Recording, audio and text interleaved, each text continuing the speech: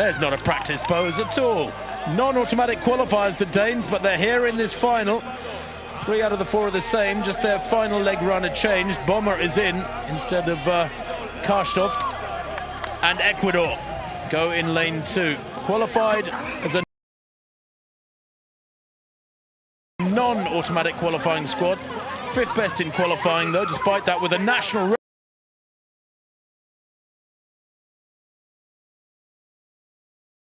record in their heat of 43.86. Can they improve on that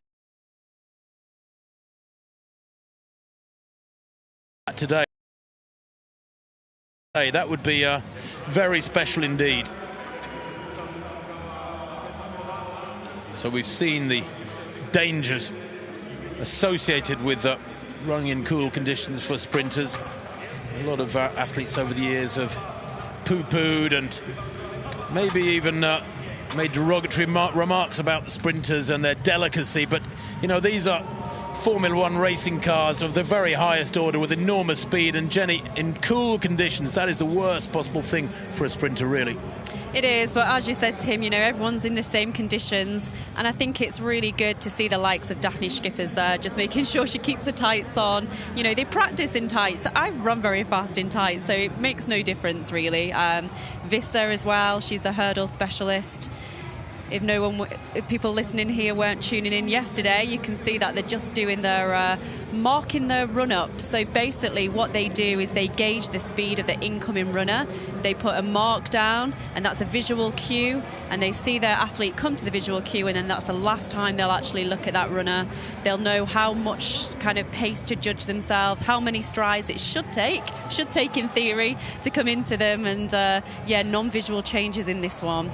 I suppose the vulnerability of that approach, Jenny, using that strip of tape on the track as the marker, and when the incoming runner reaches that, you shoot off, is that you assume the incoming runner will have maintained a really good speed, and if he or she has for some reason slowed or is tiring significantly, then you may have gone off too early, and it's not really anybody's fault, nothing you can do about it. So the system is not perfect. You know, these athletes are not machines. No, they're not, and I guess it's similar to when you see, you know, the long jumpers and triple jumpers, and they have a, you know, run up, and, you know, depending on the runway or the wind, etc., it doesn't always go that way on the day. But yeah, this should be a great competition to watch. I'm really looking forward to watching the Netherlands squad. They've obviously got Samuel, Schippers and Vissa, the same order as yesterday, but they've brought in Naomi Sidney. She anchored the Dutch squad to the European gold in Amsterdam back in 2016, so very experienced. I think they're looking to post a good time here this weekend. Well, the Italian ladies will be all the more determined and aware of their vulnerability, because their men didn't have a great time of it. They went into their final a few minutes ago as favourites, came out in 4th place with 2 poor changeovers.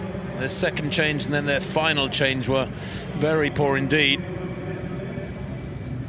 The Swiss out in lane 8 with Ricarda Dietscher handing over to Salome Cora, Cornelia Halbier and Cynthia Reinler. Well, we're hearing Brazil have been disqualified in that men's 4x100 meters relay. I'm very saddened to hear that. Yeah, you can see that foot there on that left foot of the outgoing runner, I think, and that is a huge disappointment, of course, for Brazil. Goodness me. Such fine margins, aren't they?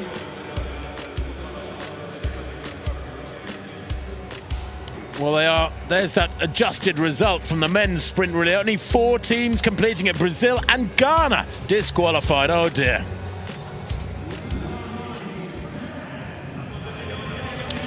Well, it just shows the vulnerability of athletes in these events.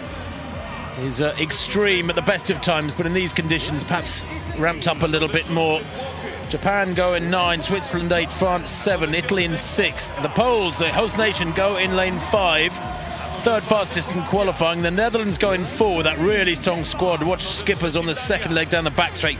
The Danes go in 3, and then Ecuador already with that national record with the 5th fastest time in the heats yesterday. They go in lane 2 on the inside. Of course, the tighter bends of the inside lanes are significant. It's not really until you get out to lanes 3 or 4 that it becomes less of a factor, but lane 1 is being kept empty because there's no point in forcing a team into that lane with the really tight bends, but lane 2 is a significant disadvantage over, for example, lanes 5, 6 or 7. So the women's 4x100 meters, real drama in that men's race, unfortunately. Only 4 teams recording a finishing time. Let's hope this one goes more smoothly. The Netherlands, remember, in lane 4. Jamile Samuel on the first leg for them has run well. Hands over to Skippers there. Centre of picture. Watch the changeover for the Netherlands. It was a really good changeover. And Skippers now in the blue tights and orange top blasting away. They lead the Netherlands from Ecuador and Japan. The halfway stage. And a good changeover from the Netherlands. Skippers to Visser. Fabulous change. And surely they're storming away with this one in the orange of Holland. Look at this. She's gone off early. Has Sydney. Oh, she's having to slow. That was a disastrous changeover for the Netherlands. My word. That went all so wrong. And it's now Italy, ironically, who are the beneficiaries. Poland are going to take 2nd place. The Netherlands having to settle for 3rd, and it was a disastrous final changeover for the Netherlands. There is no other word for it. Dear oh dear. Visser running her leg well, must have had 5 meters on the other teams. Sydney went off too early, had to slow dramatically to get the baton, and when she did, I think she might have been outside the zone, we shall see. But irony upon irony, the Italians getting it right there as right as they possibly could, benefiting from the Dutch error and coming out as champions. Well, this is what this event is all about, isn't it? It's so much drama at high speed, and the Italians are absolutely delighted with that one. 43.79 seconds. I'm sure the last leg runner, Fonte, couldn't believe it when she hit the front. You never know what's going to happen around you. The Polish, they finished 2nd, 44.10. But that race was all about the Dutch, wasn't it? About, you know, we thought they were going to run a quick time, and if we actually look how much they were leading into that last change, it would have been one of the quickest times ever, probably. But these are real emotions, and you can see how much it means to all of these athletes. I'm sure if you would have told them that they would come away the victors 2 days ago, they would never have believed it. Maybe even 10 minutes ago.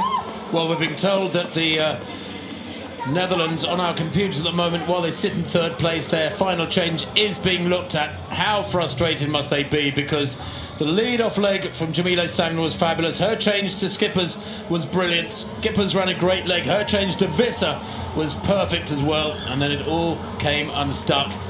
And there has to be a team acceptance of the error. You can't put it down to an individual. Occasionally, very rarely, you see athletes having a few words with each other, but Skipper's there smiling. She knows this is the very first exchange in a big season.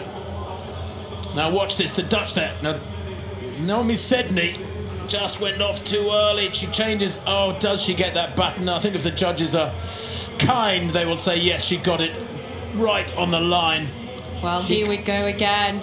I couldn't quite see the changeover mark, but she definitely had the baton in her hand, but did Visser still have one hand on it as well? I don't know. But you can just see all the momentum just lost completely by Sydney there, as the Polish athletes could just overtake her and just really eat up that mistake, unfortunately.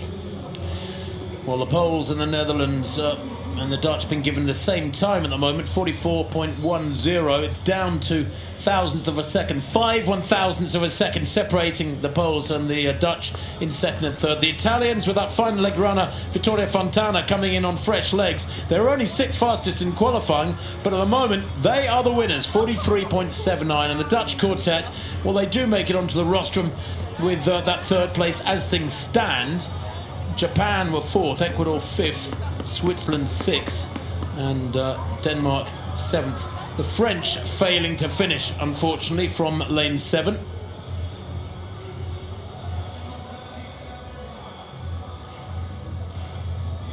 well, a few team tactics, a few analytics, probably, all of them talking about things, and got the Polish flag being draped around them. Maybe they're doing that for a little bit of warmth. I've never thought of that, but I suspect they are grateful for it, Jenny. You're right. There it is. And that is, well, another one that coaches can use as what not to do, I suppose. Good running there from Fontana. So determined through that last 50. And these are scenes I always like to see there. Hooper running all the way down from her leg, and all four of them gathered really quickly, didn't they, at the end? When your team are doing so well, even if you're over the other side of the track, you can make it back to that finish line to have the embraces. Well, it looks like we do have an official result. France failed to finish. Switzerland disqualified. The Netherlands do indeed take third place behind that fabulous victory from Italy, a season's best 43.79. It's quicker than they ran yesterday, 44.02 yesterday. Poland 44.10, with just a few thousandths quicker, 5 1,000ths quicker than the Netherlands. Japan finishing fourth. 44.40 the Japanese, only a couple of metres slower than in the heat, Jenny. I mean, generally these performances have been fantastic. Yeah, they are, and